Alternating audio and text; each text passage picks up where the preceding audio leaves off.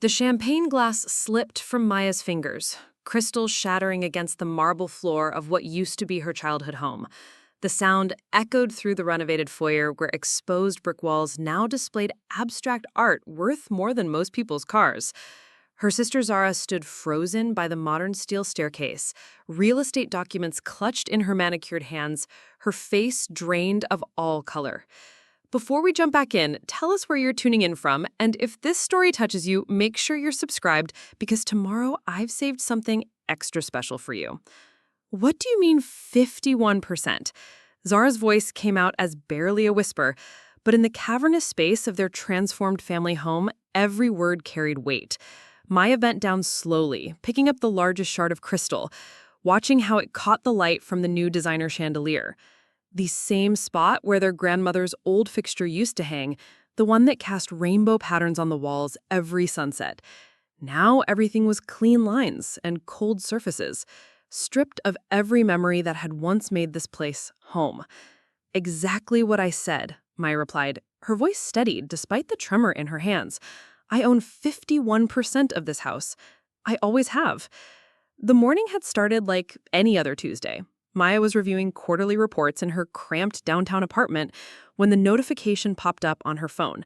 A tagged photo on social media posted by someone she barely remembered from high school. The caption read, "Stunning renovation reveal at the old Brennan Place on Maple Street. New owners really outdid themselves." Maya's coffee cup remained suspended halfway to her lips as she stared at the image.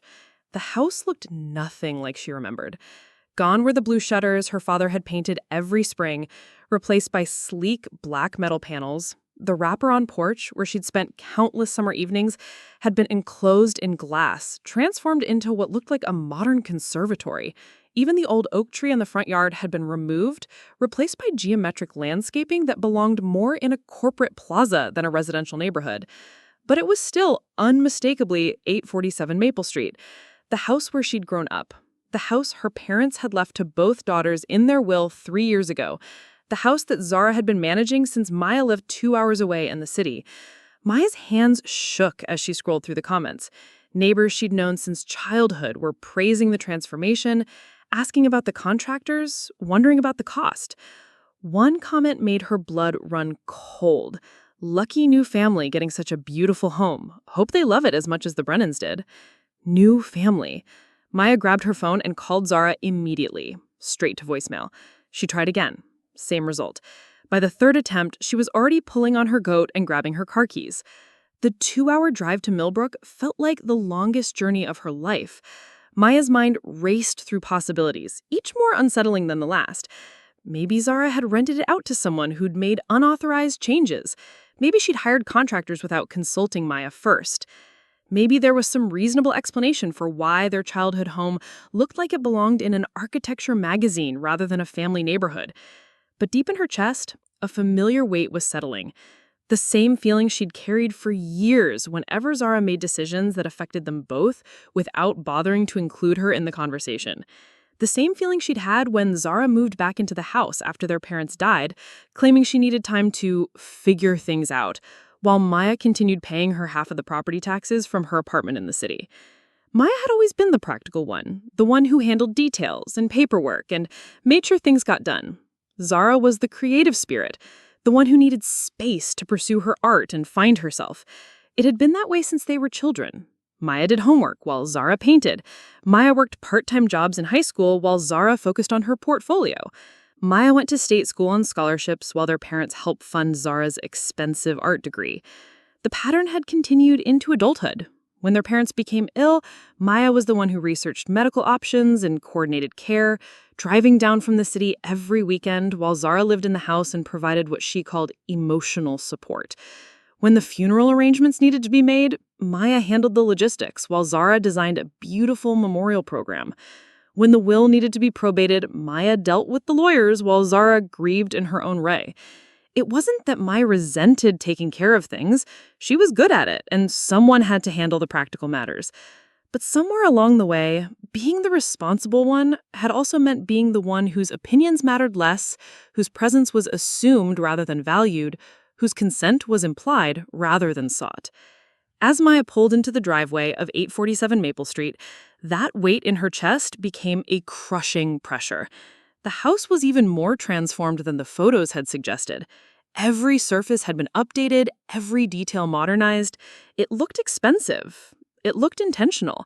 It looked like someone had invested serious money in making it perfect for sale. The front door opened before Maya could even get out of her car. Zara appeared in the doorway, wearing paint-splattered jeans and an oversized sweater, looking every inch the artistic sister who'd been working on creative projects in their childhood home. But her expression was careful, guarded in a way that Maya's stomach clenched. "Maya!" Zara called out, her voice carrying that bright, slightly forced cheerfulness she used when she was nervous. "What a surprise! You should have called first. I would have made lunch or something." Maya stepped out of her car slowly, taking in the full scope of the changes. "I did call. 3 times. You didn't answer." "Oh, my phone's been acting up lately. You know how it is." Zara tucked a strand of auburn hair behind her ear, a gesture Maya recognized from childhood. It meant Zara was lying. "The house looks different," Maya said, walking toward the front steps. Up close, she could see that even the old stone walkway had been replaced with modern concrete pavers. "I'd made some improvements," Zara replied quickly. "Just sprucing things up a bit. You know how Dad always said this place had good bones, but needed updating." Maya nodded slowly, remembering their father's weekend projects and their mother's careful decorating. But this wasn't updating. This was complete transformation. It must have been expensive. "Well, I've been saving up, and I got some good deals on contractors." Zara stepped aside to let Maya into the house, but her movement was reluctant, like she'd rather keep the conversation on the porch. Inside, Maya felt like she'd walked into a stranger's home.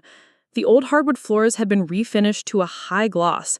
The walls that had once been covered in family photos and my mother's collection of vintage botanical prints now displayed large abstract canvases in neutral tones. The kitchen where she'd learned to make pancakes on Sunday mornings had been gutted and replaced with white marble countertops and stainless steel appliances that belonged in a restaurant. Preparing and narrating this story took us a lot of time, so if you are enjoying it, subscribe to our channel. It means a lot to us. Now back to the story. Family's presence had been erased. Every memory had been painted over, replaced, or removed entirely. It was as if the Brennan family had never existed here at all. "When did you do all this?" Maya asked when she returned to the kitchen. Zara's hand paused as she poured coffee. "It's been a gradual process, little projects here and there over the past year." "This isn't little projects, Zara. This is a complete renovation. This had to cost at least $100,000. "You're exaggerating." But Zara's voice lacked conviction. Maya accepted the coffee mug, noting that even the dishes were new. Expensive-looking white porcelain instead of their mother's cheerful blue and yellow set. "Where did you get the money?" The question hung in the air between them. Zara had always been vague about her finances, supporting herself through a combination of art sales, freelance graphic design work, and what she called various projects. Maya had assumed their parents had left Zara enough savings to get by, just as they'd left Maya a modest inheritance. But this level of renovation suggested access to serious capital. "I've been doing well with my work lately," Zara said finally. "And, living here rent-free for 3 years, I was able to save up." Something in her tone made Maya set down her coffee cup. "Zara, what aren't you telling me?" "What do you mean?" "I saw the social media post. Someone called the people who live here now the new family. What did they mean by that?" Zara's face went pale. I don't know what you're talking about. The post about the renovation, the comments about the new owners." Maya pulled out her phone, showing Zara the screenshot she'd taken. "What new owners?"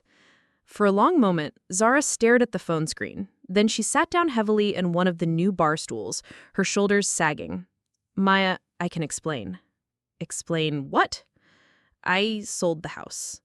The words hit Maya like a physical blow. She gripped the edge of the marble countertop to steady herself. "You what?" "I sold it. Last month.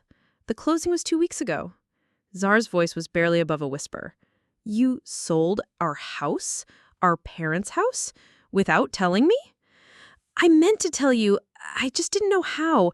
And technically it's not sold yet. I mean, the paperwork is done, but the new owners don't take possession until next week. I was going to explain everything before then. Maya felt like the floor was shifting beneath her feet. Zara, this is my house, too. You can't just sell it without my permission. I know, but Maya, I needed the money. And you never come here anyway. You have your life in the city, your career, your apartment. This place was just sitting here, and I had all these debts from the renovations, and the property taxes were getting so expensive, and the buyers made such a good offer. How much? Maya's voice came out flat, emotionless.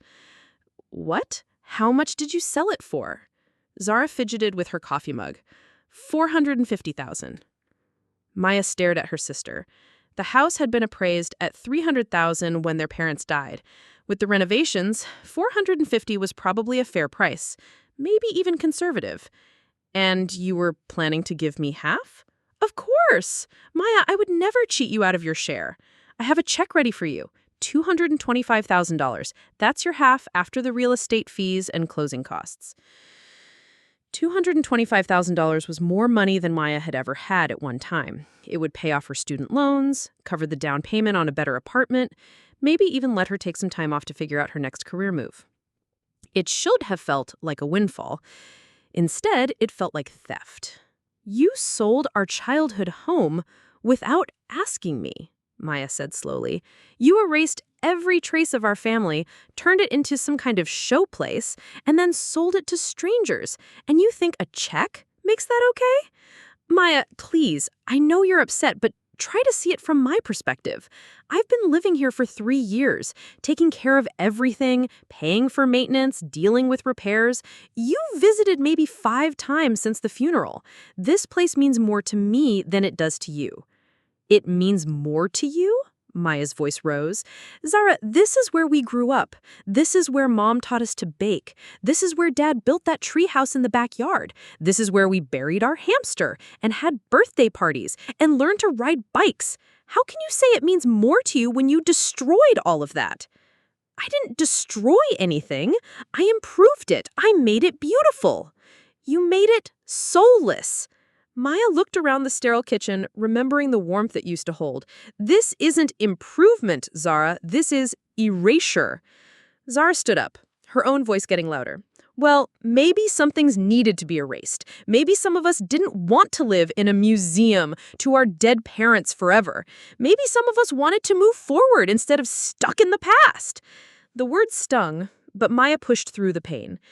Moving forward doesn't mean selling the past to the highest bidder without consulting the people who shared it with you. I was going to consult you. I just wanted to get everything ready first, make sure it was perfect. I knew you'd have concerns, and I wanted to have all the answers. My concerns? Zara, I'm a co-owner of this property. This isn't about consulting me. This is about the fact that you can't legally sell a house that belongs to 2 people without both people signing the paperwork. Zara's face went very still. What do you mean? I mean, I never signed anything. I never agreed to sell this house. I never even knew you were planning to sell it. But the lawyers handled all the paperwork. They said everything was in order. What lawyers? The ones who handled the sale, Peterson and Associates. They said they'd taken care of all the legal aspects. Maya pulled out her phone and did a quick search. Peterson and Associates was a real estate law firm in Millbrook with good reviews and a professional website. Did you tell them I was a co-owner? Of course I did. I gave them copies of the will and everything. And they said they could proceed without my signature? They said they'd handle all the legal aspects. I assumed that meant they'd contact you if they needed anything. Maya felt a cold realization settling over her. Zara, show me the paperwork. What paperwork? The sale documents, the deed transfer, the closing statements, all of it. Zara disappeared upstairs and returned a few minutes later with a thick folder. Maya spun the documents across the dining room table, scanning through pages of legal language and official stamps. Everything looked legitimate at first glance. The property was correctly described, the sale price was accurate, the buyer's information was complete. But as Maya read more carefully, she began to notice discrepancies.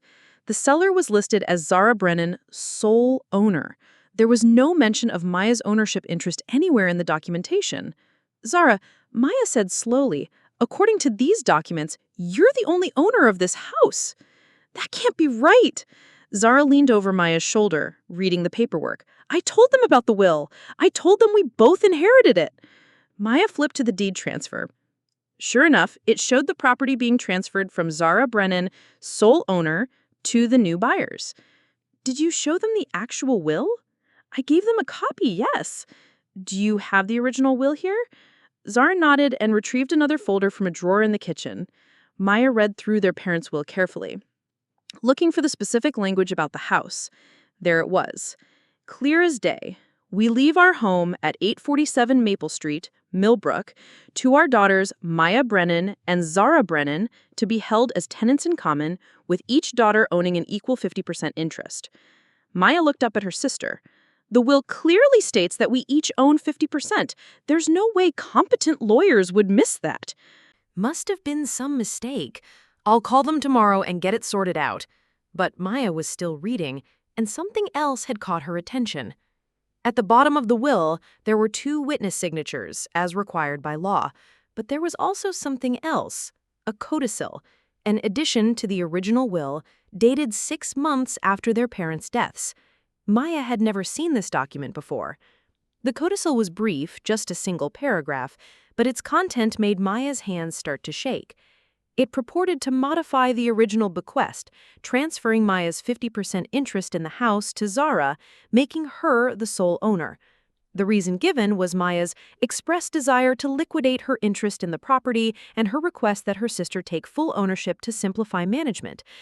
The codicil was signed by both Maya and Zara and witnessed by 2 people Maya had never heard of. Maya stared at the document, reading it 3 times to make sure she understood what she was seeing. Then she looked up at her sister, who had gone very pale. Zara, Maya said quietly, what is this? What is what? Maya held up the codicil. This document that says I signed over my ownership of the house to you? This document that I've never seen before in my life? Zara's eyes widened as she looked at the paper. I don't know. I've never seen that before either. This is your signature, Maya pointed to the bottom of the page. And this is supposed to be mine. Maya studied her own signature on the document. It was close, but not quite right. The loops were different, the slant was wrong, the pressure was too light. Someone had tried to forge her signature, and they'd done a decent job, but it wasn't perfect. Zara, Maya said, her voice deadly calm, did you forge my signature on this document?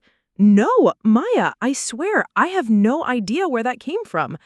Maya looked at her sister's face, searching for signs of deception. Zara looked genuinely shocked, but Maya had learned over the years that Zara was good at looking innocent when convenient. If you didn't create this document, then who did? I don't know. Maybe the lawyers? Maybe they needed something for their files and just created it automatically? Lawyers don't forge signatures and create false legal documents, Zara. That would be fraud. The word hung between them like an accusation. Maya folded the codicil carefully and put it in her purse. Then she gathered up the sale documents and studied them again. I need to make some phone calls, Maya said finally. Maya, please, let me call Peterson and Associates first. I'm sure there's a reasonable explanation. I'm sure there is, too. Maya stood up and walked toward the front door. I'm going back to the city. I'll be in touch. Where are you going? Maya paused at the door and turned back to look at her sister standing in the kitchen of their transformed childhood home. I'm going to figure out exactly what happened here, and then I'm going to fix it. The drive back to the city gave Maya time to think. She pulled over at a rest stop halfway home and called her own lawyer, a woman named Sarah Chen, who'd helped her with her apartment lease and employment contract when she'd moved to the city. Sarah, I need help with a property issue. Can you meet me tomorrow morning? Of course. What kind of property issue?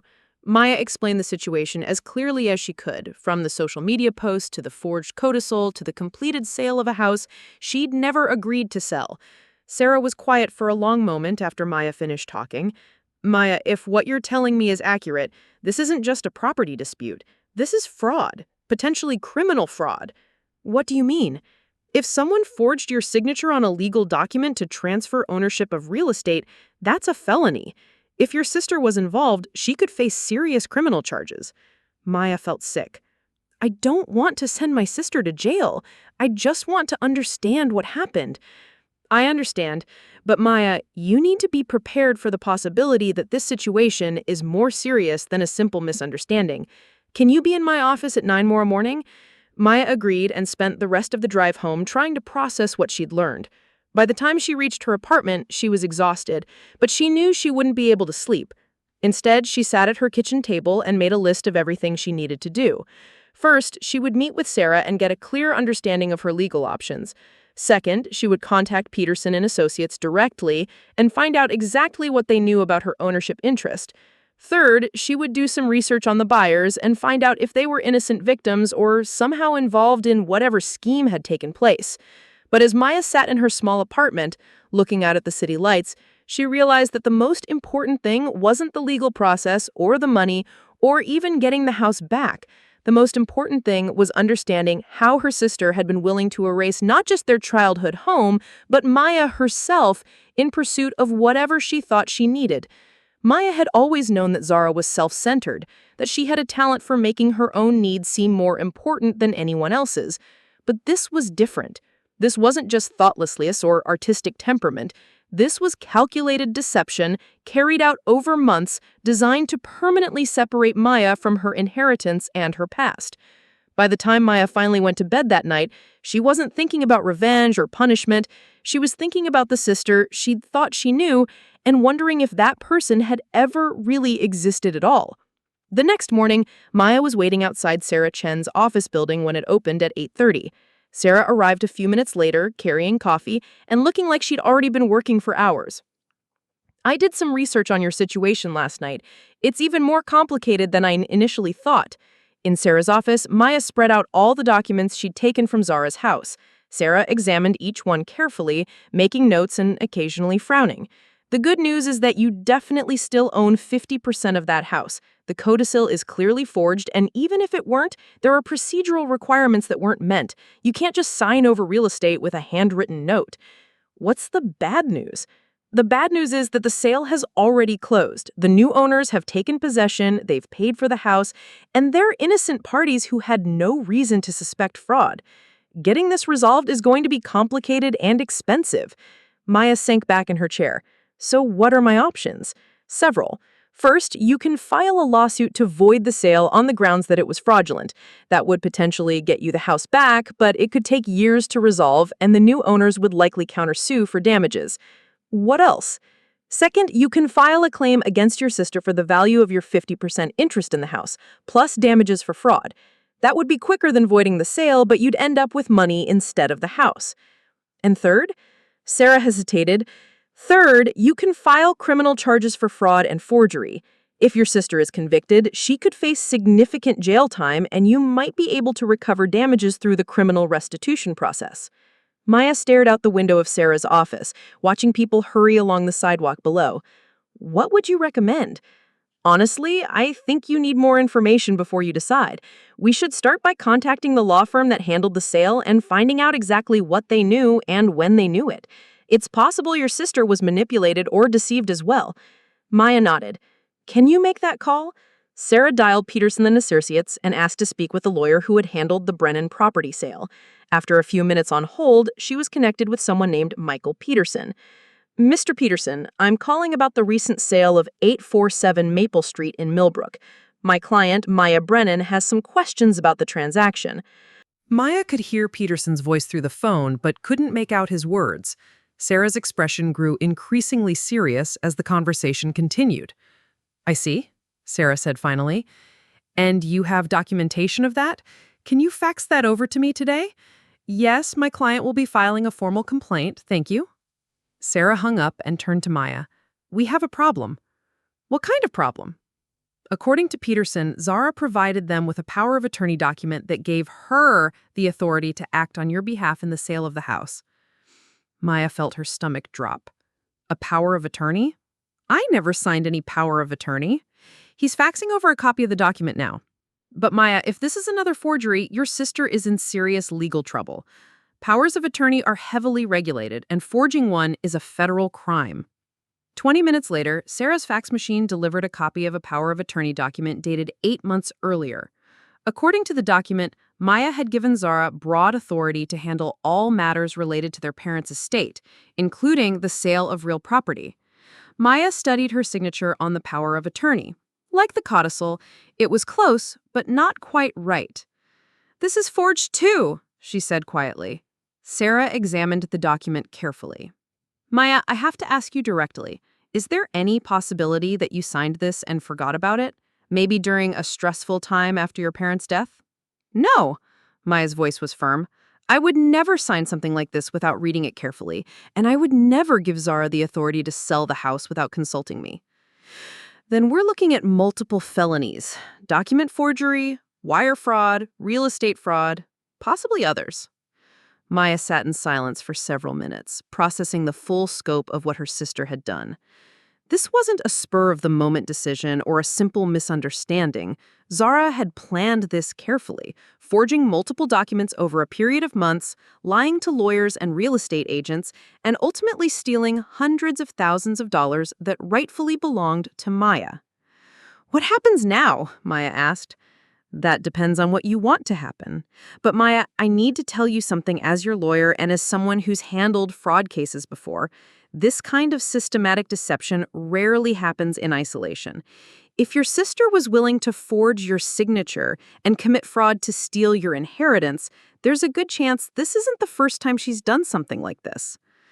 Maya thought about all the years of Zara's financial vagueness, her mysterious income sources, her ability to afford an expensive lifestyle without any apparent means of support. How many other people had Zara deceived? How many other schemes had Maya been too trusting to notice? "I want to file a lawsuit," Maya said finally. "I want to recover my 50% interest in that house, and I want compensation for what she stole from me." "What about criminal charges?" Maya hesitated. Despite everything Zara had done, the thought of sending her sister to prison felt wrong. But then she thought about the new owners of her childhood home. Innocent people who'd bought a house they thought was legitimately for sale. She thought about the years of lies and manipulation. She thought about the forged documents and the calculated deception. "Let's start with the civil lawsuit," Maya said. "But I want you to report the forgeries to the district attorney's office as well. They can decide whether to press criminal charges." Sarah nodded. "I'll get the paperwork started today. But Maya, you should know that once we file these complaints, there's no going back. Your relationship with your sister will never be the same." Maya looked out the window again, thinking about the sterile kitchen in their childhood home, the abstract art on the walls where family photos used to hang, the modern furniture that held no memories. "I don't think we have a relationship to preserve." Maya spent the next few days trying to focus on her work, but her mind kept drifting to the legal proceedings Sarah was initiating. She found herself checking her phone constantly, waiting for updates, expecting angry calls from Zara that never came. On Friday afternoon, Sarah called with news. "The district attorney's office is interested in the case. They want to meet with you next week to discuss the forgeries." "What does that mean?" "It means they're considering filing criminal charges. Maya, this is serious. If they move forward, your sister could be facing years in prison." That weekend, Maya drove back to Millbrook, but not to see Zara. Instead, she went to the courthouse and looked up public records related to their parents' estate. What she found made her feel sick. According to the probate court filings, Zara had been appointed as the executor of their parents' estate, which was normal since she lived locally. But the inventory of estate assets that Zara had filed with the court showed significant discrepancies from what Maya knew to be true. Her father had been a successful accountant with a substantial life insurance policy and a retirement account worth over $200,000. Her mother had inherited jewelry and artwork from her own parents that had been appraised at nearly $50,000. The family home had been valued at $300,000. But according to Zara's estate inventory, the life insurance had been used to pay for medical expenses and funeral costs. The retirement account had been depleted by their father's final illness. The jewelry and artwork had been donated to charity. The house was the only significant asset remaining, and it was heavily mortgaged. Maya knew this was all false. She'd seen the insurance paperwork and the retirement account statements. Her parents had been frugal people who'd planned carefully for their deaths. There should have been plenty of money to cover their final expenses without depleting their entire estate. Maya made copies of all the court documents and drove to Sarah's office first thing Monday morning. Sarah reviewed the probate filings and whistled softly. Maya, I think your sister has been running a long-term fraud scheme. She's been systematically stealing from your parents' estate for years.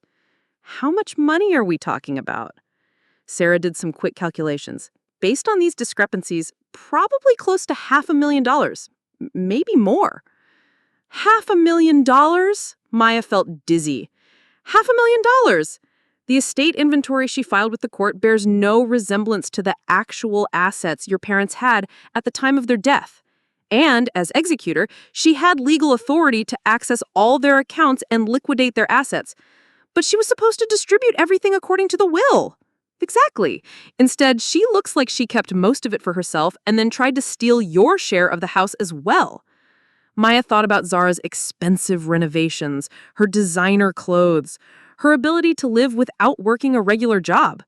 All of it had been funded by their parents' money, money that should have been split between both daughters. What do I do now?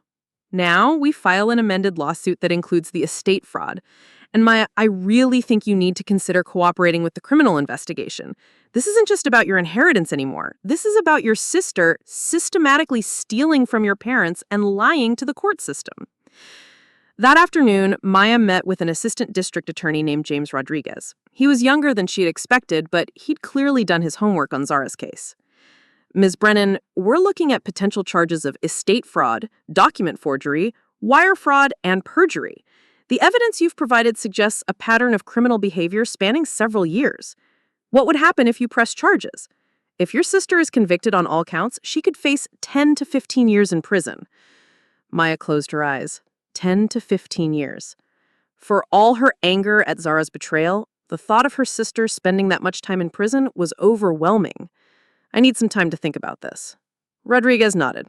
I understand. This is your sister we're talking about. But Miss Brennan, I want you to consider something. If your sister was willing to defraud your parents' estate and forge legal documents to steal from you, how many other people has she victimized? We've already found evidence that she may have used fraudulent documents to obtain credit cards and loans. This could be much bigger than just your family. Maya spent that evening walking around her neighborhood, trying to process everything she'd learned. Her sister wasn't just selfish or thoughtless. She was a criminal who'd been systematically stealing from their family for years. The Zara who painted beautiful landscapes and talked about following her artistic dreams was the same person who'd forged Maya's signature and lied to court officials and stolen hundreds of thousands of dollars from their parents' estate. But she was still Maya's sister. They'd shared a childhood, learned to ride bikes together, helped each other through their parents' illness and death. Was Maya really prepared to send her to prison for over a decade? Maya's phone rang as she was walking home. Zara's name appeared on the screen. For the first time since the confrontation at the house, Maya answered. Maya? Zara's voice was shaky, uncertain. I heard you hired a lawyer. Word travels fast in Millbrook. Maya, please, can we talk? I know you're angry, but I think there's been some kind of misunderstanding. Maya stopped walking. What kind of misunderstanding? About the house sale. About the documents. I think someone at the law firm made mistakes. I never meant for any of this to happen. Zara? I've seen the forged power of attorney. I've seen the fake codicil. I've seen the estate inventory you filed with the probate court that lists assets you know didn't exist. There was silence on the other end of the phone. Zara, are you there? Maya, I can explain everything. I'm listening. Another long pause. Can we meet? I don't want to do this over the phone. Maya considered the request. Part of her wanted to hear what explanation Zara could possibly offer for years of systematic fraud, but another part of her was afraid that seeing her sister would weaken her resolve. Where? Maya asked finally. The coffee shop on Main Street? The one where we used to go after school? Maya remembered the place, a small cafe that had been run by the same family for decades, where she and Zara had shared hot chocolate and studied for tests while their parents worked late. It felt like neutral ground, public enough to prevent a scene, but private enough for honest conversation. Tomorrow at 2, Maya said. And Zara, don't bring any more lies. Maya arrived at the coffee shop 15 minutes early, choosing a table in the back corner where they could talk without being overheard. The place looked exactly the same as it had 20 years ago, down to the mismatched chairs and the handwritten menu board behind the counter. Mrs. Patterson, the owner's daughter who'd taken over the business, waved from behind the espresso machine. Zara walked in precisely at 2, looking smaller somehow than she had at the house. She wore jeans and a simple sweater, her hair pulled back in a messy bun. No makeup, no jewelry, none of the polished presentation she usually maintained. She looked exhausted. "Thank you for coming," Zara said as she sat down across from her. "I ordered you a cappuccino, extra foam, no sugar, unless you've changed your coffee preferences along with everything else." Zara managed a weak smile. "Still the same." They sat in silence for a moment, each waiting for the other to begin. Finally, Maya spoke. "The district attorney wants to press criminal charges against you. Multiple felonies. 10 to 15 years in prison." Zara's face went white. "Maya, please, you have to understand. I never meant for things to go this far." "Then explain it to me. Start from the beginning and tell me the truth." Zara stared into her coffee for a long moment before speaking. "It started when Mom and Dad got sick. You remember how expensive everything was. The treatments, the medications, the private nurses. I remember. But Dad had insurance. The insurance didn't cover everything, and Mom wanted to try that experimental treatment in Houston, the one that cost $30,000. I do remember.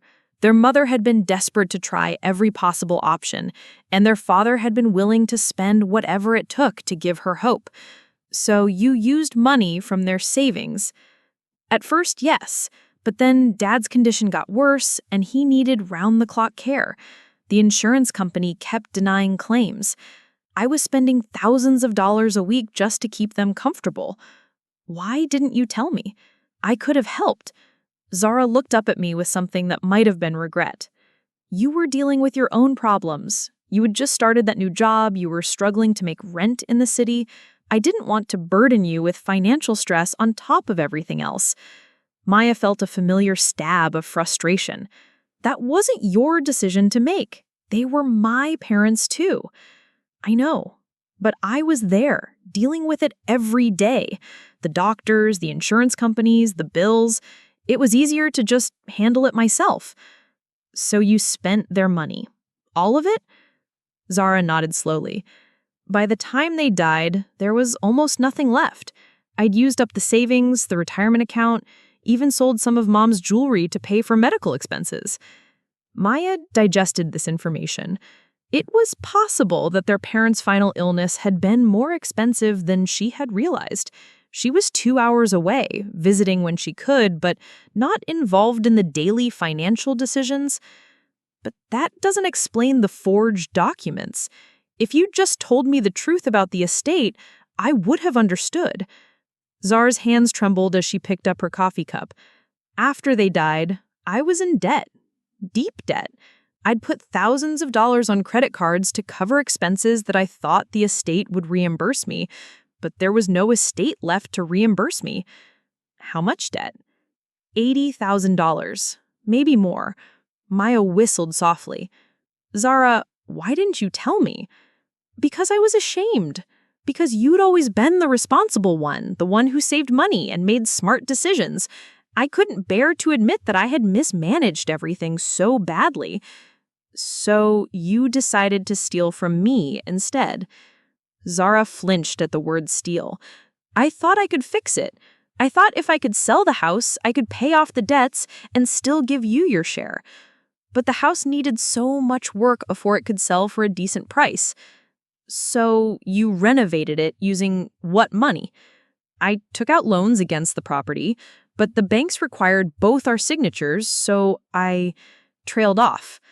"So you forged my signature on the loan documents too." "I was going to pay everything back. I had it all planned out. The renovations would increase the value enough to cover the loans and the debt and still leave plenty for both of us." Maya leaned back in her chair, trying to process the scope of Zara's deception. How many documents did you forge? I don't know. Several. The power of attorney, the loan applications, some insurance forms. The codicil to the will? Zara looked confused. What codicil? The document that supposedly transferred my ownership interest to you. I didn't create that. I've never seen it before. Maya studied her sister's face. Zara was lying about many things, but her confusion about the codicil seemed genuine. If you didn't create it, who did? I don't know. Maybe the lawyers at Peterson and Associates? Maybe they needed something for their files when I told them I had power of attorney? Maya made a mental note to have Sarah investigate the codicil more thoroughly. What about the estate inventory you filed with the probate court? The one that claimed there were no assets left? Zara's shoulders sagged. I was trying to protect myself. If the court knew how much money I'd spent, they might have questioned my decisions. I thought it was easier to just say everything had been used for medical expenses. Even though that was perjury, I didn't think of it that way. I thought I was just simplifying a complicated situation. Maya felt a headache building behind her eyes. Every answer led to more questions, more lies, more evidence of her sister's willingness to break the law rather than admit her mistakes. Zara, do you understand what you've done? You've committed multiple felonies. You've stolen hundreds of thousands of dollars. You've lied to banks, lawyers, and court officials. I know. Zara's voice was barely a whisper. I know I messed up. But Maya, I never meant to hurt you. I was trying to solve my problems without dragging you into them. By stealing my inheritance? By borrowing against it. I was going to pay you back with interest. Maya shook her head. That's not how inheritance works, Zara. You can't borrow someone else's property without their permission. I know that now, but at the time I was desperate. I wasn't thinking clearly. They sat in silence for several minutes. Maya watched her sister, looking for signs of the person she'd grown up with.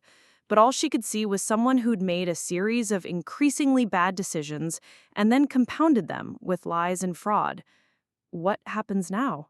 Zara asked finally. I don't know. The district attorney wants to prosecute you. My lawyer thinks you could be facing serious prison time. Is there anything I can do? Any way to make this right? Maya considered the question. You could start by telling the truth. All of it. To me, to the lawyers, to the district attorney. No more lies, no more half-truths. And then you could cooperate with the investigation. Help them understand exactly what happened and why. Would that keep me out of prison? I don't know, but it might reduce the charges. Zara stared out the window of the coffee shop, watching people walk by on the sidewalk. Maya, I need you to know that I never wanted things to turn out this way. I love you. You're my sister. Maya felt tears threatening for the first time since this whole ordeal began. If you love me, Zara, then tell me why. Why was it easier to forge my signature than to ask for my help? Why was it easier to steal from me than to trust me? Zara was quiet for a long time. When she finally spoke, her voice was thick with emotion. Because asking for help would have meant admitting that I'm not the person everyone thinks I am. The artistic one, the creative one, the one who follows her dreams instead of worrying about money. I've built my whole identity around being different from you, around not caring about practical things. But the truth is, I'm terrible at managing money. I'm terrible at making responsible decisions. I've been living beyond my means for years, and I was too proud to admit it. Maya felt something inside her chest crack open. This was the most honest thing Zara had said in years, maybe ever. So you decided to steal from our dead parents and forge legal documents instead? I made a series of bad decisions that kept getting worse. Each lie required another lie to cover it up. Each forgery required another forgery to make it believable. By the time I realized how far I'd gone, I couldn't see any way back. Maya reached across the table and took her sister's hand. There's always a way back, Zara, but it requires telling the truth and accepting the consequences. Even if the consequences include prison? Even then. They sat holding hands across the small table, two sisters who'd shared a childhood and lost their way as adults. Maya felt a complex mix of emotions: anger at the betrayal, sadness for the loss of trust, and a strange kind of relief that the truth was finally coming out. "I need some time to think," Maya said finally, "about the criminal charges, about the civil lawsuit, about what I want to happen next." "I understand. But Zara, I need you to promise me something." "What?" "No more lies. Whatever happens from here, I need you to tell the truth. To me, to the lawyers, to everyone involved in cleaning up this mess." Zara nodded, tears streaming down her face. "I promise." Maya left the coffee shop feeling emotionally drained, but somehow clearer about what she needed to do. She drove back to the city and called Sarah Chen. "I met with Zara," Maya said. "She admitted to the forgeries and the financial fraud." "That's good. It shows consciousness of guilt, which will be helpful if we go to trial." "Sarah, I need to ask you something. If Zara cooperates fully with the investigation and makes restitution for what she stole, is there any chance the district attorney would consider reducing the charges?" "It's possible. Cooperation and restitution are factors that prosecutors consider."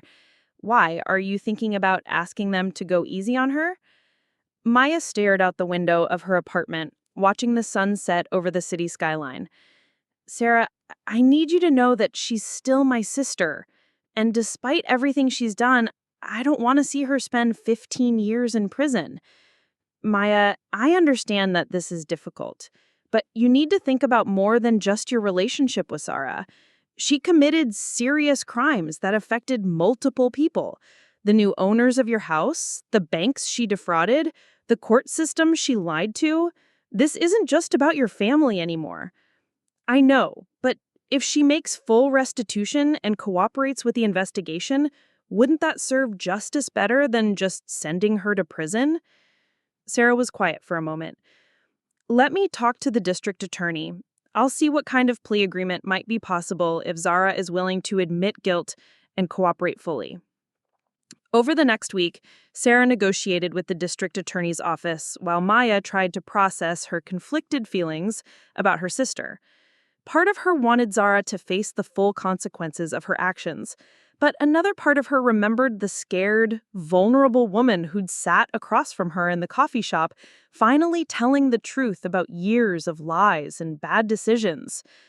The breakthrough came when Sarah called on Friday afternoon with news. "The DA is willing to consider a plea agreement," Sarah said.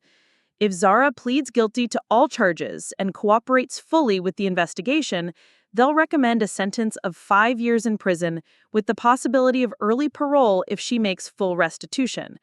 5 years instead of 15? Plus, she'd have to pay back everything she stole, with interest and penalties. We're talking about close to $700,000 when you include the value of your property interest and the estate fraud. I did some quick math.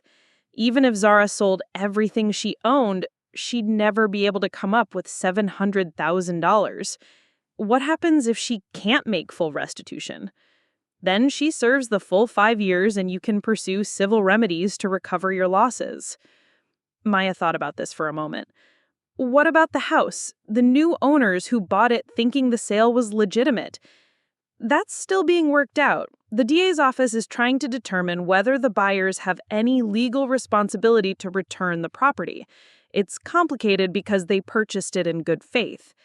And if they don't have to return it, then Zara would be responsible for compensating you for the full value of your 50% interest, plus damages. Maya hung up the phone and sat in her apartment, staring at the wall. $700,000. It was more money than Zara could possibly have, which meant Maya would probably never see full compensation for what her sister had stolen. But maybe that wasn't the point anymore. Maybe the point was that Zara would finally be held accountable for her actions, and Maya could begin to rebuild her life without the weight of family betrayal hanging over her. Maya called the district attorney's office and asked to speak with James Rodriguez. "Ms. Brennan, I understand your lawyer has been discussing a plea agreement with us." "Yes. I wanted to tell you that I support the proposed deal. If my sister is willing to plead guilty and cooperate fully, I think 5 years is appropriate. Are you sure? Given the scope of the fraud, we could probably get a conviction on the original charges. I'm sure, but I want to make one thing clear. If she doesn't honor the plea agreement, if she tries to minimize her guilt or refuses to cooperate, then I want you to prosecute her to the fullest extent of the law. Understood. We'll be in touch. Maya called Zara that evening and explained the deal. Plea agreement.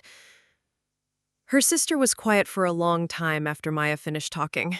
5 years? Zara said finally. It's better than 15. I know. I'm grateful. Maya, I don't know how to thank you for this. Don't thank me yet. You still have to plead guilty, cooperate with the investigation, and make restitution. If you don't follow through on any part of that, the deal is off. I understand. I'll do whatever I have to do. Zara, I need you to understand something. This plea agreement doesn't mean I forgive you. It doesn't mean we're going back to being the sisters we used to be. You betrayed my trust in the worst possible way. And that's not something I can just get over. I know. I don't expect forgiveness. I just want the chance to try to make things right. Then take the deal, plead guilty, tell the truth, and serve your time. The plea hearing was scheduled for the following month. In the meantime, Maya focused on trying to get her life back to normal. She threw herself into her work, started going to the gym again, began seeing a therapist to help her process the emotional trauma of her sister's betrayal. The therapist, Dr. Elizabeth Warren, was a middle-aged woman with kind eyes and a direct manner that Maya appreciated. "You've been through a significant trauma," Dr. Warren said during their first session. "Betrayal by a family member is one of the most difficult experiences a person can face." "I keep thinking I should have seen it coming," Maya said. "There were signs. Zara's vague explanations about money, her expensive lifestyle, the way she always seemed to have funds for things without any apparent source of income. Family members are often the last to see these kinds of patterns because we want to believe the best about the people we love. But I'm supposed to be the practical one, the one who pays attention to details. How did I miss something this big?" Dr. Warren leaned forward. "Maya, your sister spent years carefully constructing lies to hide her criminal behavior. She forged documents, deceived professionals, lied to court officials. You're not a criminal investigator. You're a sister who trusted someone you'd known your whole life." Over several sessions, Maya began to understand that her feelings of guilt and self-blame were normal but misplaced. She wasn't responsible for Zara's choices, and she couldn't have prevented something she didn't know was happening. But the bigger question remained: what kind of relationship, if any, could she have with Zara going forward? "Some relationships don't survive this kind of betrayal," Dr. Warren said, "and that's okay. You don't owe anyone forgiveness or reconciliation, not even family members. But she's my only sister. When she gets out of prison, she'll have no one else." "That's not your responsibility, Maya. Zara created this situation through her own choices. Whatever consequences she faces are the result of her actions, not yours." Maya thought about this as the plea hearing approached. She'd agreed to support the reduced sentence, but that didn't mean she was obligated to maintain a relationship with Zara afterward. The morning of the plea hearing, Maya sat in the back of the courtroom and watched her sister stand before the judge. Zara looked smaller than usual in her conservative blue suit, her hair pulled back severely, her face pale but composed. The judge read the charges: conspiracy to commit fraud, forgery, perjury, theft. 5 felony counts that added up to a life-changing criminal record. "Miss Brennan, how do you plead to the charge of conspiracy to commit fraud?" "Guilty, Your Honor." "How do you plead to the charge of forgery in the first degree?" "Guilty, Your Honor." Maya watched her sister plead guilty to each charge, her voice steady but quiet. When the judge asked if she understood the consequences of her plea, Zara nodded. "Yes, Your Honor, I understand that I'm facing 5 years in prison and that I'm required to make full restitution to the victims of my crimes." The judge scheduled sentencing for 6 weeks later and remanded Zara to the custody of the court, pending a pre-sentence investigation. As the bailiff led sister away in handcuffs, Zara turned and looked at Maya one last time. Maya met her eyes but didn't wave or smile. She felt sad, but also relieved. After months of lies and legal proceedings, her sister was finally being held accountable for what she'd done. Outside the courthouse, James Rodriguez approached Maya. "Your sister will be transferred to the county jail pending sentencing," he said. "The pre-sentence investigation will take several weeks, but given her cooperation and the plea agreement, she'll likely serve the full 5 years." "What about restitution?" "That's more complicated.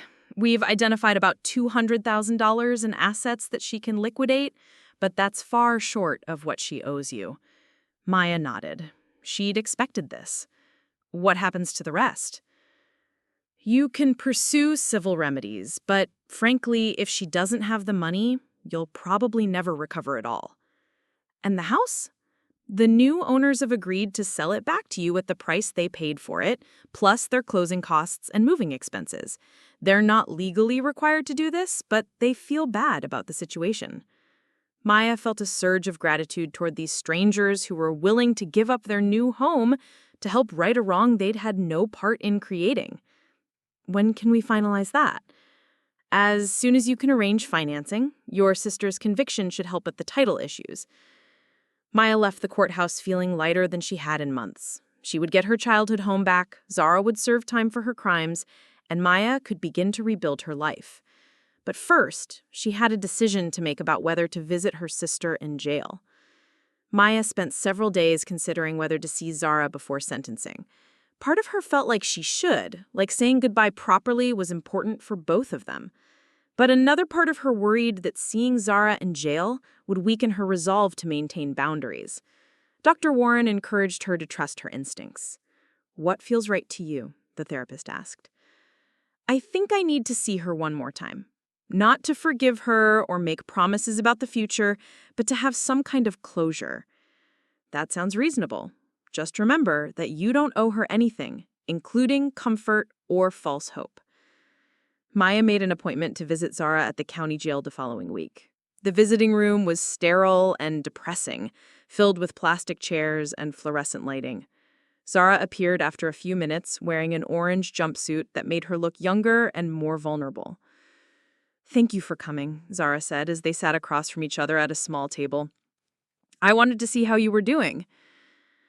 "As well as can be expected, I guess. The lawyer says I'll probably be transferred to a minimum security facility after sentencing.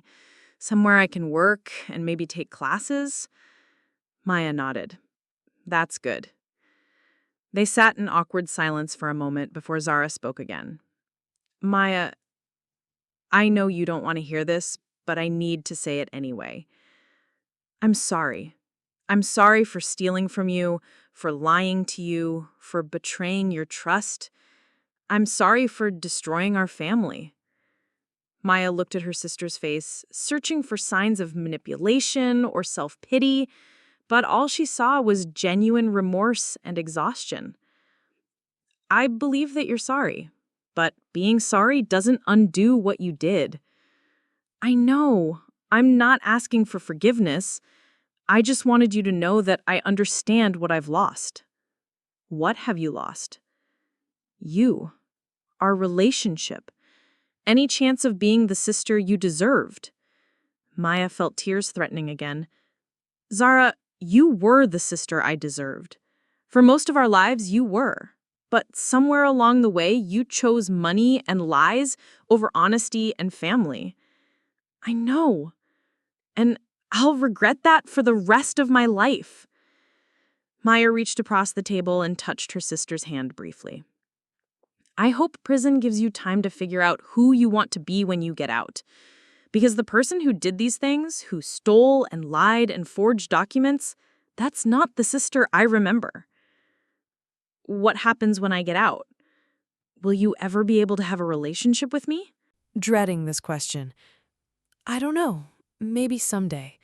But it would have to be a completely different kind of relationship, built on honesty and accountability. And it would take time. Years, probably."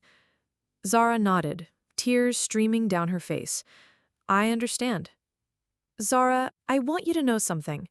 When you get out of prison, I won't be responsible for helping you rebuild your life. You'll have to do that yourself. I wouldn't expect you to. But I also won't try to make things harder for you. I won't interfere with your efforts to find work or housing or whatever you need, as long as you stay honest and don't try to involve me in any schemes or lies. Thank you. That means more than you know. Maya stood up to leave. Take care of yourself, Sarah. Use this time to become someone better. I will. I love you, Maya. Maya paused at the door of the visiting room. I love you too, but love isn't enough anymore. As Maya walked out of the jail and into the afternoon sunlight, she felt a sense of finality that was both sad and liberating. She'd said what she needed to say to her sister, and now she could focus on moving forward with her own life. The sentencing hearing 2 weeks later was brief and businesslike. The judge sentenced Sarah to 5 years in prison, as outlined in the plea agreement, and ordered full restitution to be paid over the course of her incarceration and subsequent probation. Maya didn't attend the hearing. She'd said goodbye to her sister already, and watching her be sentenced felt unnecessary. Instead, Maya spent that day meeting with a real estate agent about buying back her childhood home.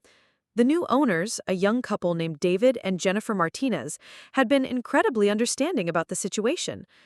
We feel terrible about what happened, Jennifer said as they walked through the house together. We had no idea the sale was fraudulent. It's not your fault, Maya assured her. You bought the house in good faith.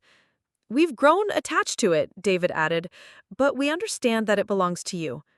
Maya looked around the renovated space, taking in the modern kitchen and the exposed brick walls. The house was beautiful in its current form, but it felt like a museum rather than a home. Would you be interested in staying as tenants? Maya asked impulsively. At least until you find another place you like? The Martinezes looked at each other in surprise. Really? The house is too big for just me, and you've clearly taken good care of it. If you'd like to rent it for a while, we could work something out. And so Maya found herself becoming a landlord to the people who'd unknowingly bought her stolen inheritance. It was an unusual arrangement, but it felt right somehow. The Martinezes were good people who'd been victimized by Zara's fraud just as much as Maya had been. Maya moved into the guest bedroom of her childhood home while she figured out her next steps. Living there felt strange at first, sleeping in a room that bore no resemblance to the space where she'd grown up. But gradually, she began to feel at peace with the changes. The house was still her family home, even if it looked different now. The bones were the same, the foundation was solid, and slowly Maya began to fill it with new memories that belonged to her alone. She kept one photo of her and Zara as children, taken in the backyard on a summer day when they were 8 and 10 years old. In the picture, they were both grinning, their arms around each other, covered in mud from some long-forgotten adventure. Maya put the photo in a drawer in her bedroom. Not hidden, but not displayed either. A reminder of who they used to be before greed and lies and betrayal changed everything. Sometimes, late at night, Maya would walk through the renovated house and try to imagine her parents' reaction to what had happened. Would they be heartbroken that one daughter had stolen from the other? Would they be proud that Maya had stood up for herself? Would they understand why she'd chosen justice over family loyalty? Maya thought they would understand. Her parents had been honest people who believed in doing the right thing, even when it was difficult. They'd raised both daughters to be strong and independent, to make their own choices and live with the consequences. Zara had made her choices, and now she was living with the consequences. Maya had made her choices too, and she was learning to live with them as well. 6 months after Zara's sentencing, Maya received a letter from her sister.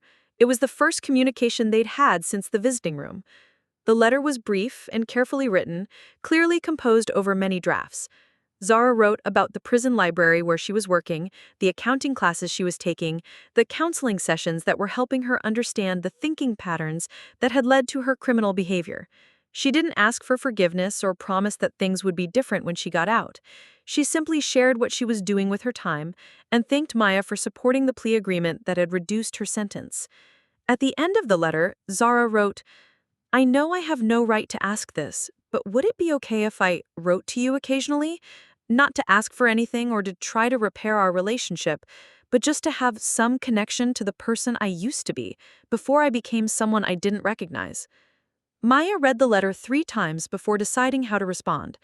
She wrote back a short note saying that occasional letters would be acceptable, as long as Zara understood that Maya wasn't ready for regular correspondence or visits. Over the next year, Zara wrote every few months. Her letters were always brief and focused on her prison activities, rather than emotional appeals or expressions of regret. Maya appreciated this restraint, and gradually she began to look forward to hearing about her sister's progress. Zara earned her high school equivalency degree, completed a bookkeeping certification program, and began facilitating a support group for inmates with addiction issues. She seemed to be using her time productively, working to become someone who could function honestly in the world when she was released. Maya shared very little about her own life in her brief responses, but she did mention that she'd moved back into their childhood home and was renting part of it to the couple who'd unknowingly bought it from Zara. In one letter, Zara wrote, "I'm glad you're living in the house again. I know I changed it too much, made it into something that didn't feel like home anymore. But maybe you can change it back, or change it into something new that feels right to you." Maya realized that this was probably the closest thing to an apology she would ever get for the destruction of their family's memorabilia and the sterile renovation that had erased their childhood. As Zara's third year in prison began, Maya started to think seriously about what kind of relationship, if any, she wanted to have with her sister when she was released. Dr. Warren had helped her understand that forgiveness was a process, not an event, and that she didn't have to decide everything at once. "Some relationships can survive betrayal," Dr. Warren said during one of their sessions, "but they're never the same afterward. The question isn't whether you can go back to being the sisters you used to be, because you can't. The question is whether you can build something new that feels authentic and safe for both of you." Maya wasn't sure she was ready for that kind of rebuilding yet, but she was beginning to think it might be possible someday if Zara continued to demonstrate genuine change and if Maya could find a way to trust again. For now, it was enough that Zara was serving her time, taking responsibility for her actions, and working to become someone better. And it was enough that Maya had reclaimed her inheritance, rebuilt her life, and learned to set boundaries with people who had hurt her. The rest could wait until Zara was released, and they could have an honest conversation about what kind of future, if any, they wanted to build together. Maya had learned that justice didn't always look like revenge, and that healing didn't always require forgiveness. Sometimes it was enough to hold people accountable. Their actions, and then focus on building a life that felt true to your own values. As she sat in the garden behind her childhood home, watching the sun set through the old oak tree that somehow hadn't been removed during Zara's renovations, Maya felt something she hadn't experienced in years: peace. Her sister had stolen her inheritance and broken her trust, but she hadn't stolen Maya's strength or her ability to rebuild. And in the end, that might be the most important thing of all.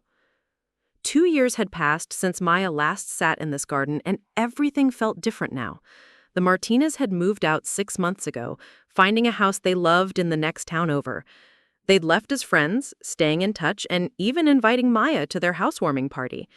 Their tenancy had been exactly what Maya needed during those transitional years, providing income while she figured out what she truly wanted to do with her inheritance. Now the house was entirely hers again, and she'd spent the past 6 months slowly transforming it into something that honored both its history and her future. The sterile modern kitchen remained, but Maya had added her mother's recipe collection, framed on the walls, and filled the windowsills with the herbs her father used to grow. The open-concept living space stayed, but she'd arranged comfortable furniture that invited conversation rather than admiration. Maya had also made her own changes. She'd converted her father's old office into a home studio where she was exploring photography, something she'd always wanted to try but never had time for when she lived in the city. The guest room had become a proper library, filled with books she'd inherited from her parents, plus hundreds of new ones she'd collected during her sabbatical from corporate life. Because that was the other major change. Maya had used part of her settlement money to take an extended break from her demanding job in the city.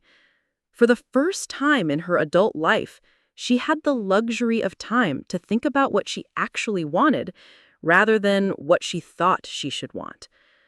The doorbell chimed, interrupting her afternoon reading. Maya wasn't expecting anyone, but when she opened the door, she found a woman about her age holding a manila envelope. "Maya Brennan?" the woman asked. "Yes. I'm Detective Sarah Morrison with the State Police Financial Crimes Unit. I was hoping we could talk about your sister, Zara's case." Maya's stomach tightened. Zara had been in prison for almost 4 years now, with early release possible in another 8 months. Maya hadn't expected any new developments in the legal case. "Is something wrong?" Maya asked, inviting the detective inside. "Not wrong, exactly, but we've uncovered some new information that you should be aware of." Detective Morrison settled into the living room chair Maya offered.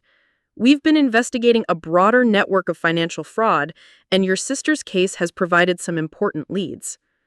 Maya poured 2 glasses of iced tea and sat down across from the detective. "What kind of network?" "It appears that the law firm Peterson and Associates was involved in facilitating fraudulent real estate transactions for multiple clients. Your sister's case was just one of several where they helped people forge documents and circumvent legal requirements." Maya's felt a chill run down her spine. "Are you saying they helped Zara commit fraud?" "We believe they were active participants, yes. We found evidence that Michael Peterson, the lawyer who handled your sister's case, has been creating false documents for clients who want to sell inherited property without co-owner consent." "The codicil, the one that supposedly transferred my ownership to Zara?" Detective Morrison noted. "That document was created in Peterson's office using their letterhead and notary services. Your sister didn't forge that particular document, though she clearly provided them with a sample of your signature to work from." Maya set down her tea glass with shaking hands. "So Zara wasn't acting alone?" "Not entirely, no. She was still responsible for forging the power of attorney and lying about the estate assets, but the codicil fraud was Peterson's idea. He suggested it as a way to make the sale appear more legitimate." "Why are you telling me this now?" "Because Peterson and 2 of his associates are being indicted next month, and the prosecutor wants to know if you'd be willing to testify about your experience." Maya thought about this carefully. Testifying would mean reliving the whole ordeal in public, answering detailed questions about their family's private business, and potentially facing cross-examination from defense attorneys trying to minimize their client's culpability. Would my testimony help convict them? It would certainly strengthen the case. You're one of the few victims who discovered the fraud and pursued it legally. Most people either don't realize they've been defrauded or don't have the resources to fight it."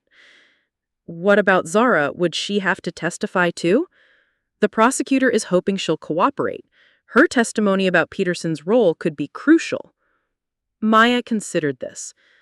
Part of her was relieved to learn that Zara hadn't been the mastermind of the entire scheme, but another part of her was angry that there were professionals out there helping people commit the same kind of betrayal she had experienced. "I'll testify," Maya said finally. "When do you need to know?"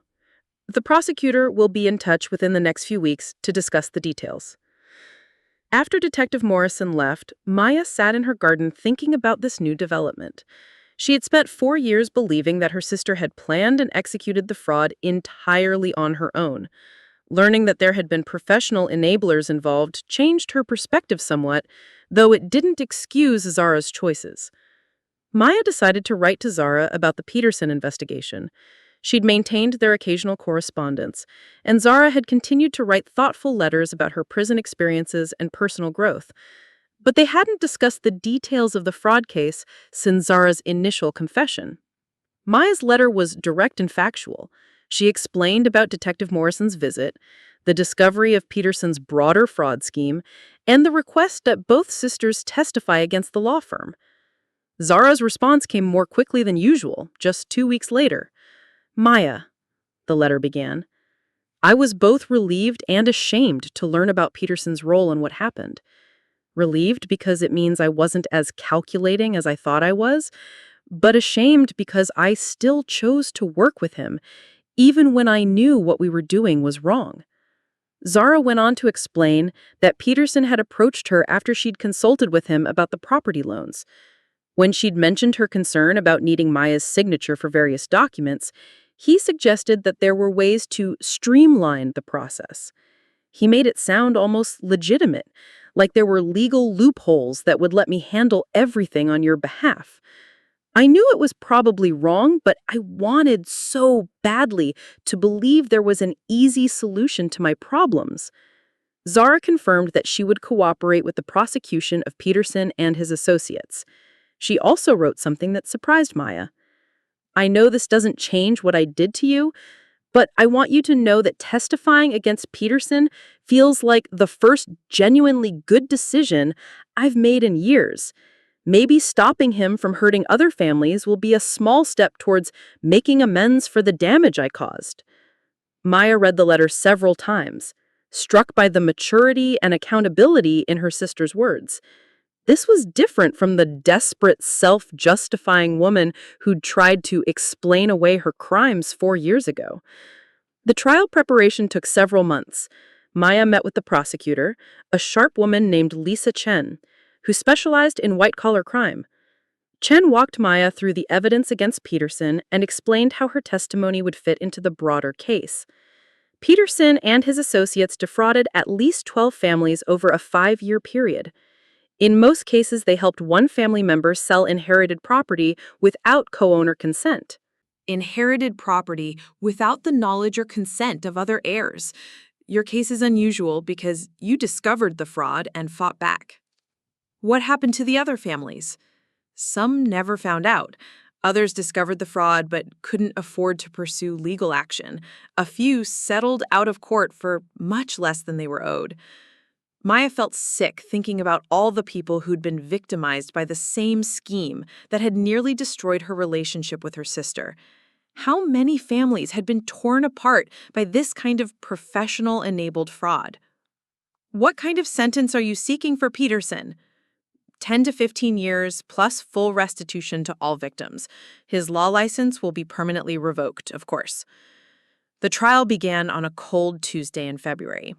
Maya had taken the train down to the state capitol, where she was staying in a hotel near the courthouse. She'd offered to testify via video link, but Chen had insisted that in-person testimony would be more impactful. Zara was scheduled to testify the same day Maya was, but they'd arranged their schedules so they wouldn't have to see each other at the courthouse. Maya wasn't sure why she'd requested this, but something about the formal legal setting felt wrong for a reunion with her sister. Maya's testimony lasted most of the morning. Chen led her through the discovery of the fraud, the forged documents, and the impact on her life. Maya tried to be factual and unemotional, but she found herself getting angry as she described how Peterson had deliberately targeted families dealing with grief and inheritance disputes. The defense attorney's cross-examination was brief but pointed. He suggested that Maya bore some responsibility for the fraud because she'd been absent from the family home and uninvolved in estate management. "Isn't it true that you never visited the property for months at a time?" the defense attorney asked. "I visited regularly," Maya replied calmly, "but I also trusted my sister to be honest with me about legal matters affecting our joint inheritance. And isn't it true that you could have prevented this entire situation by being more involved in the estate administration?" Maya felt her temper flare, but she kept her voice steady. "I could have prevented it by not trusting my sister, but I don't think family members should have to hire private investigators to make sure their relatives aren't committing fraud." The prosecutor's redirect was brief, focusing on the fact that Maya had been a victim of sophisticated financial crimes, not a negligent property owner. After Maya finished testifying, she waited in the courthouse cafeteria to hear how Zara's testimony went. She didn't attend the session, but Chen found her afterward to debrief. "Your sister was an excellent witness," Chen said. "She was completely honest about her role in the fraud, but she was also very clear about how Peterson encouraged and facilitated her crimes." "Did she seem okay?" Chen looked at Maya with surprise. "You still care about her?" "She's still my sister," Maya said. "I'm angry about what she did, but I don't want her to suffer unnecessarily." She seemed composed and thoughtful, very different from what I'd expect from someone who's been in prison for 4 years. That evening, Maya received a text message from an unknown number. Maya, this is Zara. The prosecutor gave me permission to contact you. I wanted to thank you for testifying today. I know it wasn't easy. I hope it helps stop Peterson from hurting other families. Maya stared at the message for several minutes before responding. Your testimony was important too. I'm glad you were honest about what happened. Can I ask you something? Came Zara's reply. What? When I get out in a few months, would you be willing to meet for coffee? Not to ask for forgiveness or to try to fix our relationship, but just to talk honestly about where we go from here. Maya set down her phone and walked to the hotel window, looking out at the city lights. 4 years ago, she would have said no immediately. Even 2 years ago, she might have needed more time to consider it. But now, after hearing about Peterson's manipulation and seeing evidence of Zara's genuine efforts to change, Maya found herself curious about who her sister had become. Yes, she texted back, but just coffee, and just to talk.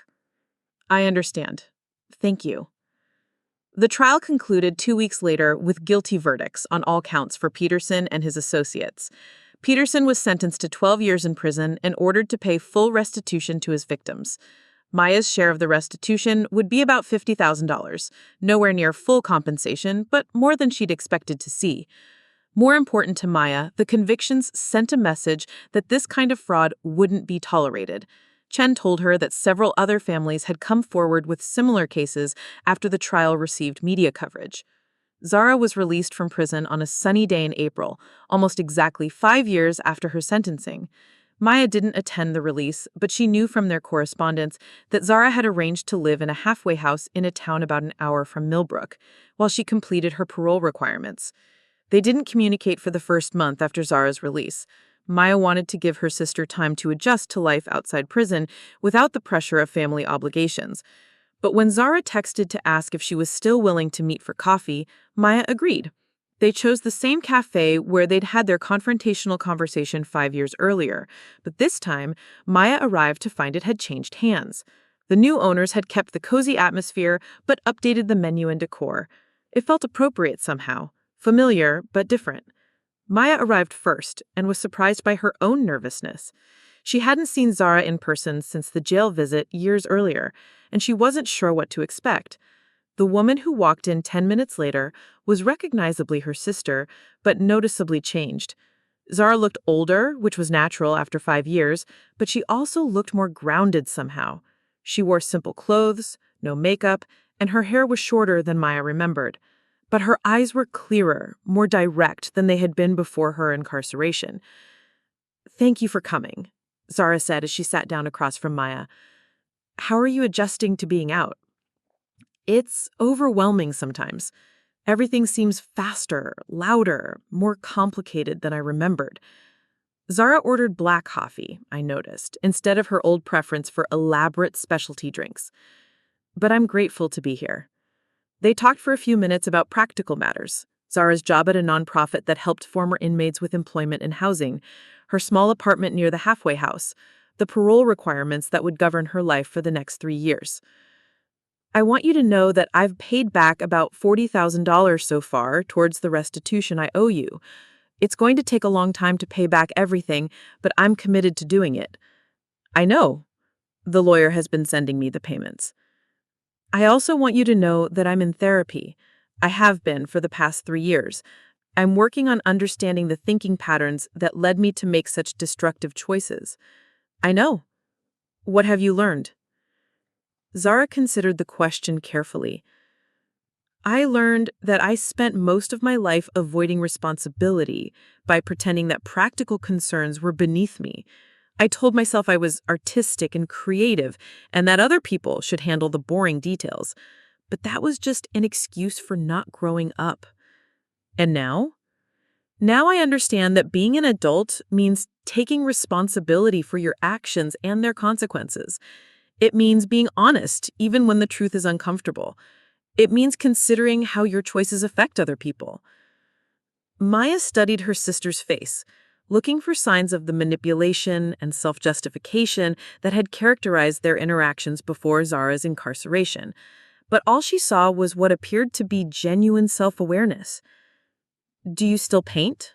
Maya asked. Zara smiled, the first real smile Maya had seen from her that day. "I do, but Differently now. I paint what I see and feel rather than what I think will impress people or sell well. It's more honest work." "That sounds good." They sat in comfortable silence for a moment before Zara spoke again. "Maya, I know I hurt you in ways that can't be undone. I know I broke your trust and destroyed our relationship. I'm not asking for forgiveness, and I'm not asking to go back to being the sisters we used to be." "What are you asking for?" "I'm asking if we can start over. Not as the people we were, but as the people we are now. I'm asking if we can build something new, based on honesty and respect, rather than trying to repair something that's permanently broken." Maya had been thinking about this possibility for months, ever since their correspondence had begun to feel genuine rather than obligatory. The sister sitting across from her seemed like someone she could potentially trust again, but trust would have to be earned gradually through consistent actions rather than promised in words. "I think we can try," Maya said finally, "but it will have to be very different from before." "How do you mean?" "I mean, we'll have to be completely honest with each other, even when it's uncomfortable. I mean, we'll have to respect each other's boundaries and not assume we're entitled to anything just because we're sisters. I mean, we'll have to build this relationship from scratch, one conversation at a time." Sarah nodded. "I'd like that. I'd like to get to know who you've become during these past 5 years." "Who have I become?" "Someone stronger. Someone who stands up for herself. Someone who doesn't let other people define her worth." Maya felt tears threatening but pushed them back. "Prison changed you too." "It gave me time to think about who I wanted to be, instead of just reacting to whatever crisis I'd created for myself." They finished their coffee and walked outside together. Maya felt awkward about how to say goodbye. A hug seemed too intimate given everything that had happened, but a handshake seemed too formal for sisters. Sarah solved the problem by simply saying, "Would it be okay if we did this again sometime? Maybe in a few weeks?" "I'd like that," Maya replied. As Maya drove home to Millbrook, she thought about the conversation and what it might mean for their future relationship. She wasn't ready to trust Zara completely, and she wasn't sure she ever would be. But she was willing to see if they could build something new together. Over the next few months, Maya and Zara met for coffee every 3 or 4 weeks. They talked about books, current events, their respective work, and gradually their childhood memories. It felt strange to revisit shared experiences with someone who'd betrayed her so deeply, but Maya found that some memories could be separated from the pain of recent events. Zara never asked to visit the family house, and Maya appreciated this restraint. The house was Maya's sanctuary now, and she wasn't ready to share it with anyone who reminded her of the chaos and deception that had once threatened to destroy her peace. But their conversations began to feel more natural, less careful. Zara would mention frustrations with her job or amusing incidents from her therapy sessions. Maya talked about her photography projects and her tentative plans to start a consulting business that would let her work part-time while pursuing creative interests. 6 months after their first post-prison coffee meeting, Zara surprised Maya with a request. "I want to show you something I've been working on," Zara said. "It's an art project, but it's also an apology. Would you be willing to come to my apartment to see it?" Maya hesitated. Visiting Zara's apartment felt like a bigger step than their neutral coffee meetings, but her curiosity won out. Zara's apartment was small and sparse, furnished with secondhand pieces that were clean and functional rather than stylish. But the walls were covered with paintings, dozens of them, all small canvases that appeared to tell a story. "I've been painting our childhood," Zara explained, "but not the idealized version I used to remember. The real version, including the times I was selfish or mean or dishonest."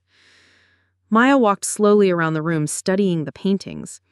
There was 8-year-old Zara taking credit for a drawing that Maya had actually created. Teenage Zara borrowing Maya's favorite sweater without asking and returning it stained.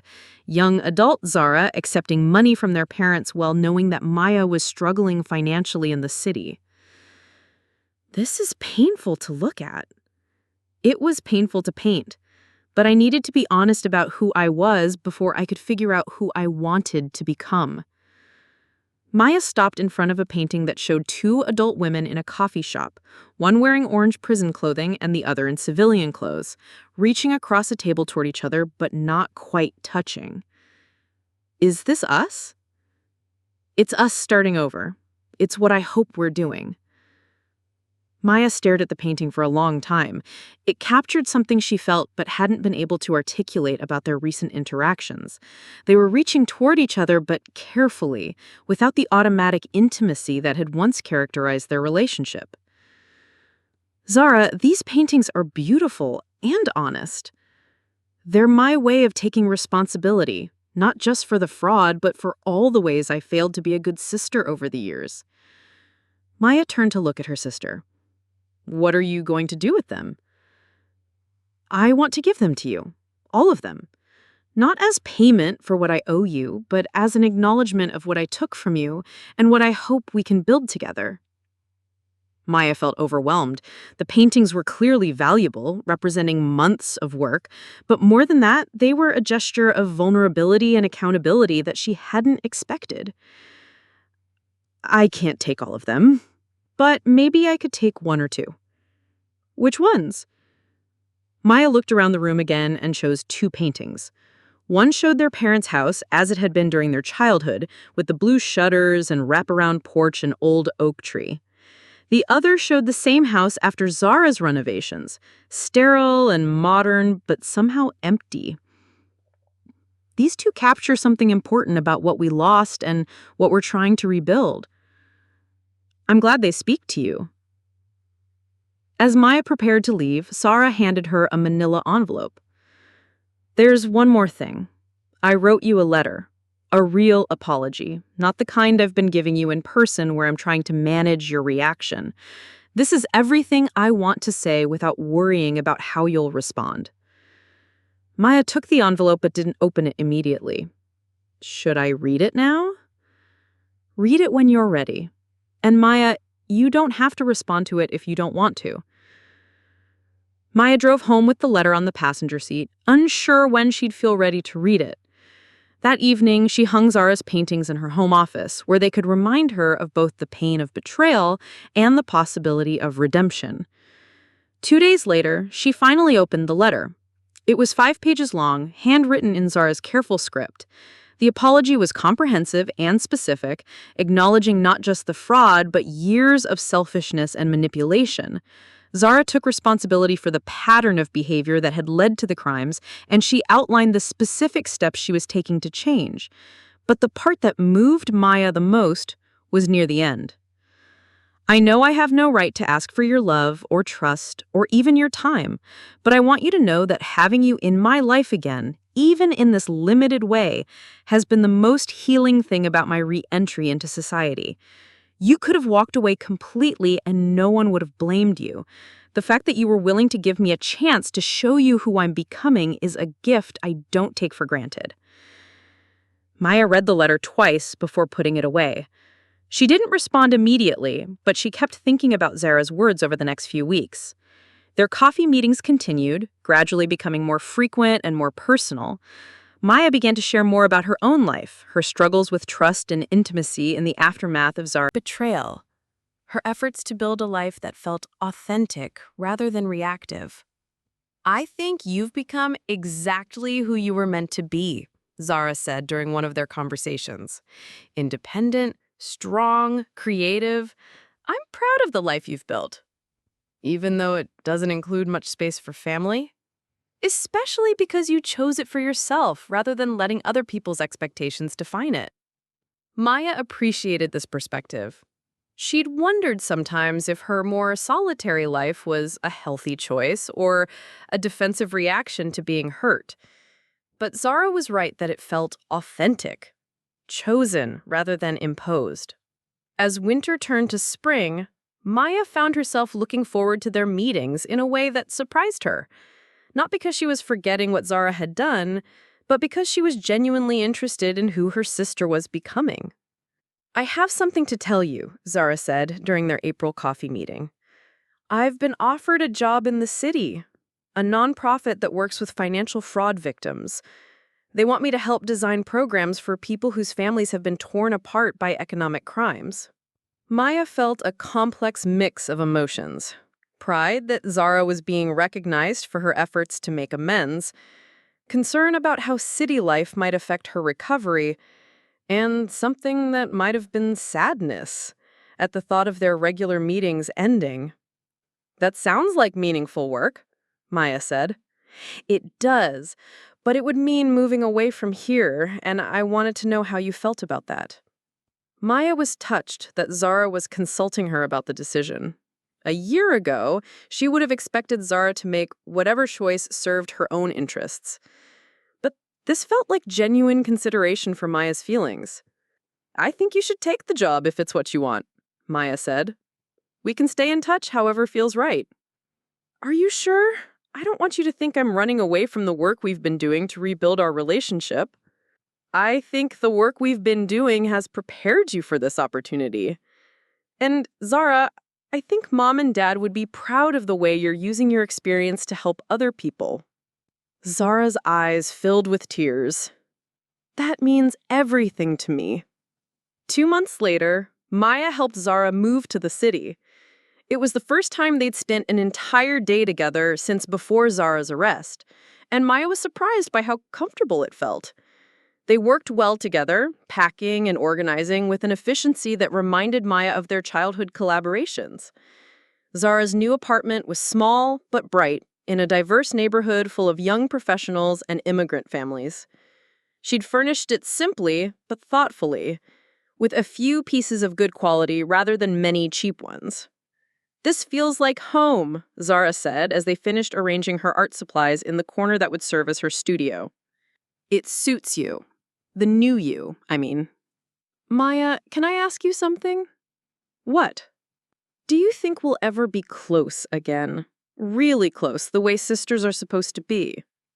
Maya considered the question honestly. "I don't know. I think we'll always have a relationship now, which is more than I thought possible 5 years ago. But I don't know if we'll ever have the kind of unconditional trust that some siblings have.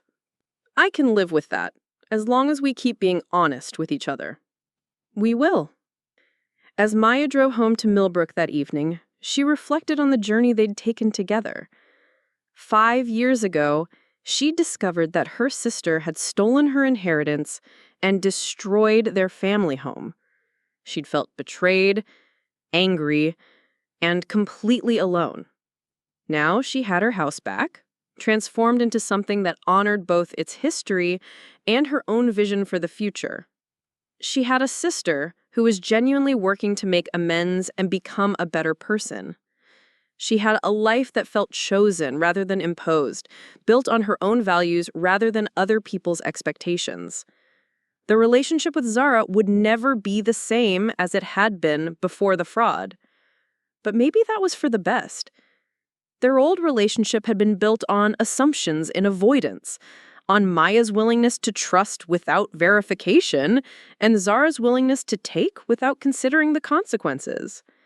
Their new relationship was built on honesty, accountability, and mutual respect. It was fragiler than their old bond, but it was also more authentic. Maya thought about the painting hanging in her office, the one that showed 2 women reaching toward each other across a table. They were still reaching, still building something new together. And that felt like enough. 6 months later, Maya received an unexpected call from Zara.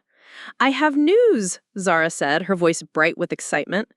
"The nonprofit wants to expand the fraud victim service program, and they're asking me to write a grant proposal. If we get funding, I'll be able to hire a team and really make a difference." "That's wonderful," Maya said, and she meant it. "There's something else. They want me to include victim testimonials in the proposal, and I was hoping you might be willing to contribute yours." Maya thought about this request. Sharing her story publicly felt like a final step in reclaiming her narrative from the shame and secrecy that had surrounded the fraud. I'll do it, but I want to include something about the possibility of healing and rebuilding, not just the damage that fraud causes. I was hoping you'd say that.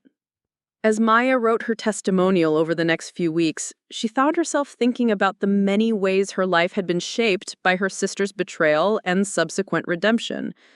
The experience had taught her to trust her instincts, set clear boundaries, and build a life based on her own values rather than other people's expectations. But it had also taught her that people could change, that relationships could be rebuilt on better foundations, and that justice didn't always require permanent punishment. Maya finished her testimonial by writing, "Financial fraud doesn't just steal money. It steals trust, security, and family relationships.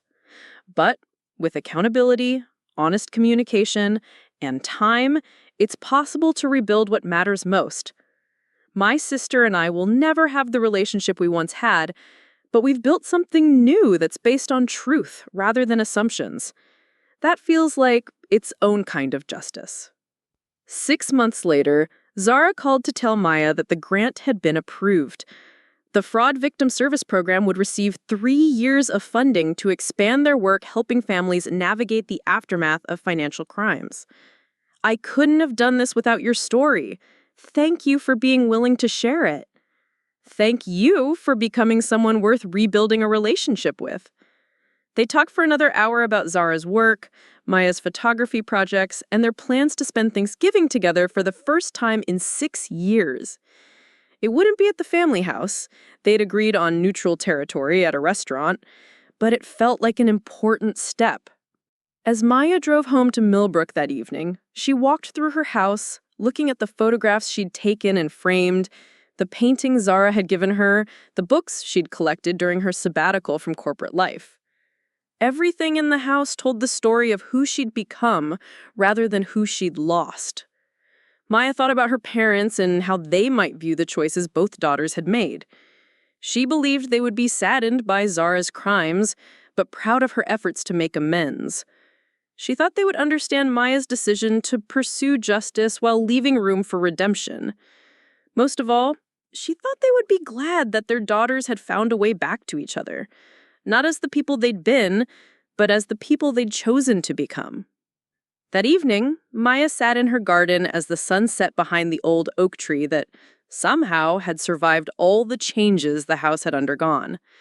She thought about the young woman who'd discovered her sister's betrayal 5 years ago, how lost and angry and isolated she'd felt. That woman couldn't have imagined the life Maya had now, a life of intentional solitude rather than imposed isolation. A career that balanced financial security with creative fulfillment, a relationship with Zara that was stronger for its flaws. With her sister that was honest and mutual, rather than based on assumption and obligation. Maya's phone buzzed with a text from Zara. "Thinking of you tonight. Grateful for second chances and new beginnings." Maya smiled and texted back, "Me too." As the stars appeared in the darkening sky, Maya felt something she hadn't experienced in years: complete peace with her choices and her life. Her sister had betrayed her, but that betrayal had ultimately led them both to become better people. Maya had lost her childhood home, but she'd gained something more valuable: the knowledge that she could rebuild anything that was taken from her. The house around her held new memories now, built on a foundation of truth rather than avoidance.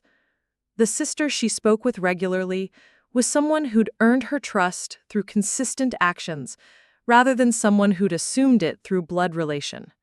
Maya had learned that justice wasn't always about punishment, that healing wasn't always about forgiveness, and that sometimes the most important thing you could give someone was the chance to prove they'd changed. But most importantly, she'd learned that she was strong enough to survive betrayal, wise enough to set appropriate boundaries, and generous enough to leave room for redemption when it was genuinely sought. As Maya locked up the house and prepared for bed, she felt grateful for the journey that had brought her to this point. It hadn't been the life she'd planned, but it was the life she'd chosen, built piece by piece from the wreckage of what came before. And that, Maya thought as she turned off the lights, was enough. Up next, you've got 2 more standout stories right on your screen. If this one hit the mark, you won't want to pass these up. Just click and check them out.